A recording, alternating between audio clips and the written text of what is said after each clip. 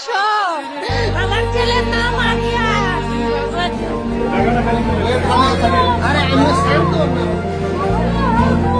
তোমার বুক খালি হয়ে যাচ্ছে।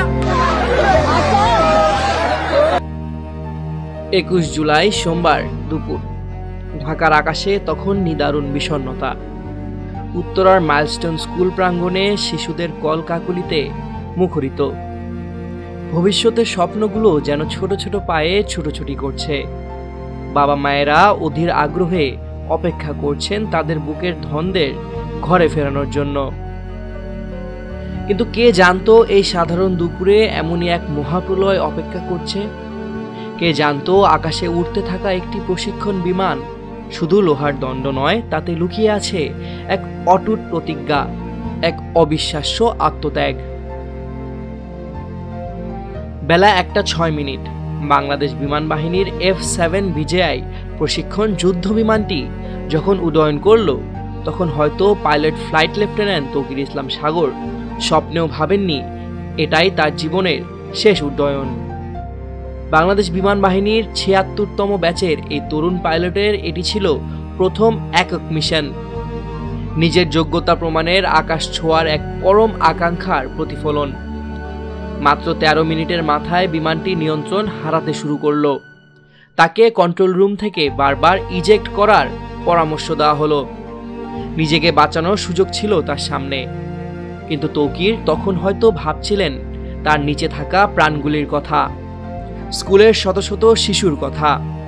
তিনি জানতেন প্যারাশুটে ইজেক্ট করলে বিমানটি সরাসরি আবাসিক এলাকায় বা স্কুল ভবনে আছড়ে পড়বে, ধ্বংসযজ্ঞ আরো বাড়বে।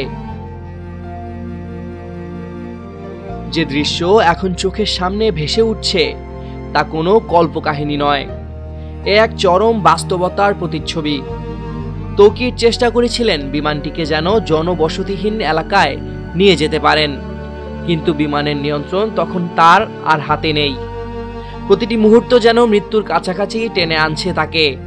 শেষ মুহূর্তে যখন বিমানটি মাইলস্টোন প্রিপারেটরি কেজি স্কুলের ভবনের উপর আছড়ে পড়ল, তখন তিনি হয়তো শেষবারের মতো কিছু করার চেষ্টা করছিলেন। তার শেষ নিঃশ্বাস মিশে গেছে পোড়া কাঠ আর লোহার গন্ধে। নিজেকে বাঁচানোর সুযোগ থাকা সত্ত্বেও তিনি তা করেননি। তার বুকের গভীরে ছিল একটি প্রার্থনা, যেন আর কোনো শিশুর জীবন না যায়। বিমান বিধ্বস্ত হওয়ার সাথে সাথে যেন পুরো উত্তরা জুড়ে নেমে এলো এক ভয়াবহ নীরবতা। এরপরই শুরু হলো আহাজারি আর আর্তনাদ। এক নিমিষে স্কুলের ভবনটি পরিণত হলো ধ্বংসস্তূপে। চারদিকে আগুনের লেলিহান শিখা। যে প্লে গ্রুপের শিশুদের কলকাকলিতে ভবনটি মুখরিত হতো, সেখানে এখন শুধুই চাপা কান্না আর বিভীষিকাময় আতঙ্ক। মিস, আমার বাচ্চা কই? মোবাইল ফোনে চিৎকার করে কাঁদতে থাকা এক মায়ের আকুতি যেন হৃদয় বিদীর্ণ করে দেয়।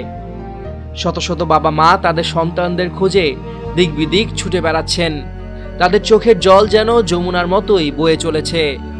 জাতীয় বার্ন ইনস্টিটিউট সহ বিভিন্ন হাসপাতালে অর্ধশতাধিক দগ্ধ শিশুকে ভর্তি করা হয়েছে। তাদের আর্তনাদ যেন বাতাসের সঙ্গে মিশে এক শোকের মাতম তৈরি করেছে।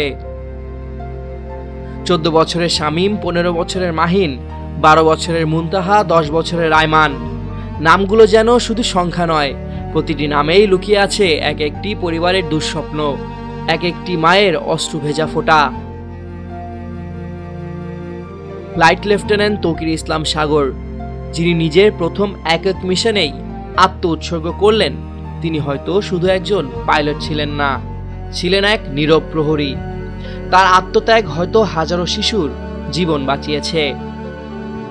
সামিউল জয়, 21শে টেলিভিশন।